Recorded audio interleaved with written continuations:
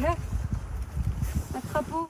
Ce crapaud est l'un des premiers batraciens à entamer sa migration.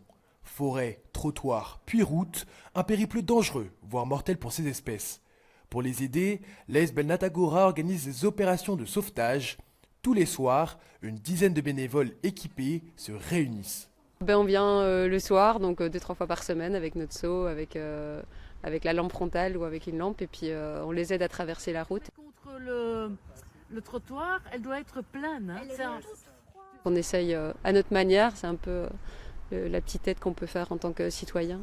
Et si les bénévoles agissent, les riverains et entreprises de la zone aussi. Pour éviter tout passage sur la route des batraciens, un tunnel a été installé. Nommé Crapauduc, celui-ci n'est pas sans faille.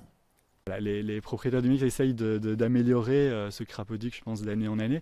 Le problème, c'est que un crapauduc, c'est pas parfait. Il y en a un seul. On voit beaucoup de batraciens qui savent pas exactement où aller, qui n'y rentrent pas forcément, qu'on trouve ailleurs, qui se font quand même écraser. Donc là, ça fait que 2 jours. On a essayé d'améliorer certaines barrières qui ont été mises.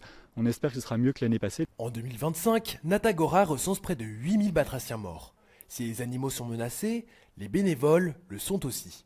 Les volontaires, ils sont là avec leur chasuble, leur lampe de poche. Parfois, la signalisation est bien visible, parfois, elle a été enlevée, etc. Enfin, il y a des tensions qui se créent sur les routes parce que les gens n'aiment pas être dérangés, ralentis ou ne veulent pas du tout lever le pied. Donc nous, en fait, on essaye vraiment de sensibiliser. Malgré les risques, de plus en plus de bénévoles rejoignent les opérations de sauvetage. Objectif, couvrir le plus de zones et sauver le plus de batraciens. Un début de saison assez calme, 8 batraciens ont été aperçus hier soir. Les bénévoles ont jusqu'à avril pour les protéger.